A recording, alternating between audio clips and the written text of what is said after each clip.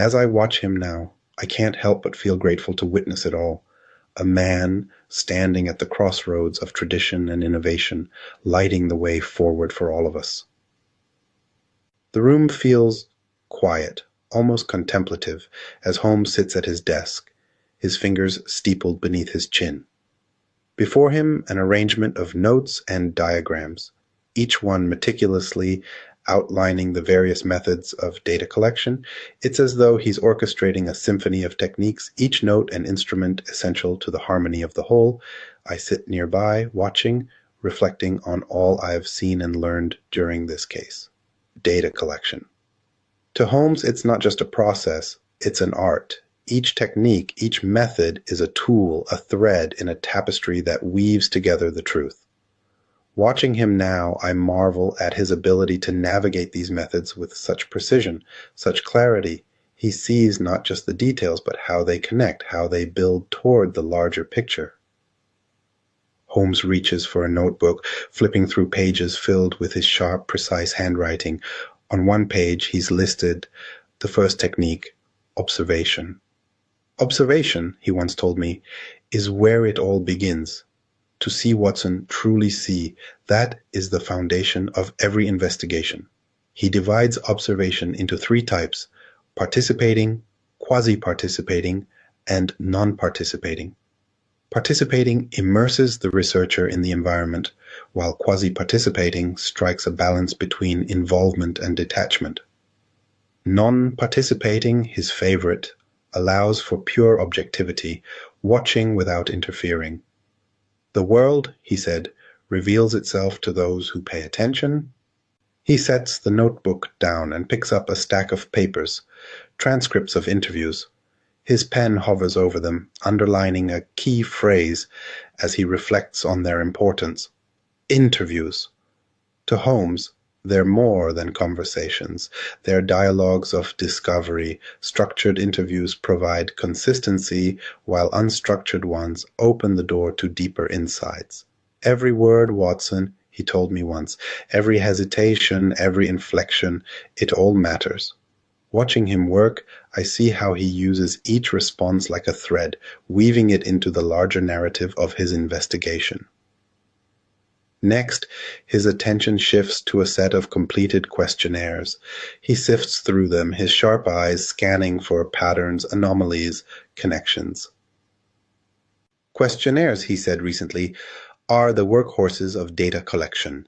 Efficient, standardized, anonymous. They gather the broad strokes of public opinion, but their depth is limited, and their completion rates unpredictable. They're a map, Watson, he explained, but not the journey itself. Still, they serve their purpose, capturing the pulse of the population with remarkable speed and scale. Holmes moves to another document, this one a detailed case study. He studies it carefully, his expression one of intense focus. Case studies, he said, are where the complexity lies. They delve into the unique, the specific, the singular. Through them, we understand not just what happened, but why. Whether it's legal history, judicial decisions, or the impact of laws, case studies provide the depth that other methods often lack. They're the lens, Watson, he said, through which we see the intricacies of human behavior and decision-making. Finally, he turns to a set of surveys, their data organized into neat charts and graphs. His pen taps rhythmically against the desk as he reviews them. Surveys, he once explained, are the bridge between individual insight and collective understanding. They track trends, gauge public opinion, and reveal shifts in attitudes over time. Watson, he said, a well-designed survey doesn't just ask questions, it answers them too. Watching him now, I see how he uses them to bring clarity to the larger patterns of society, the movements of thought and belief. Holmes leans back in his chair, his gaze distant yet focused. I can see the satisfaction in his expression, the quiet confidence of a man who has brought order to complexity. Each technique, he said, has its strengths and weaknesses. Observation reveals what's hidden. Interviews uncover what's unspoken.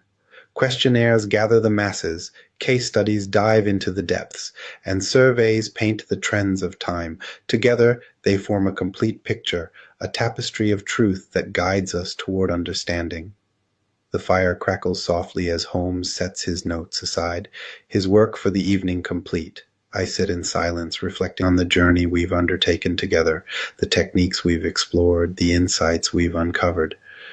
To most, data collection is just a task, a means to an end. But to Holmes, it's a calling, a way to illuminate the unknown, to find meaning in the chaos. And as I sit here watching him with quiet admiration, I realize that this is more than just a case. It's a testament to the power of inquiry, the pursuit of truth, and the unyielding brilliance of Sherlock Holmes. The fire in the hearth flickers low, casting long shadows across the room. Holmes leans back in his chair, his work neatly organized before him, his expression one of quiet satisfaction. I glance at him, then at the notes and charts that tell the story of his relentless pursuit of understanding. It's a moment of reflection, one that lingers like the fading warmth of the evening. And so, dear friends, we come to the end of this journey.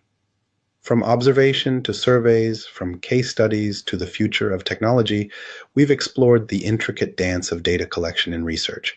But remember, this is not just Holmes's pursuit, it's yours too. The tools and techniques we've shared are keys ready to unlock your own insights, your own breakthroughs.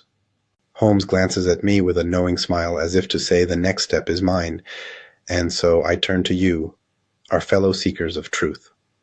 If you've enjoyed this exploration, I urge you, hit the subscribe button, share this with others who hunger for knowledge, like and comment to let us know your thoughts, your questions, your own stories of discovery. Together, we build a community of minds inspired by the pursuit of truth and the brilliance of Sherlock Holmes. The scene fades, the fire dimming as Holmes returns to his work. I smile, knowing this is only the beginning of many more investigations to come.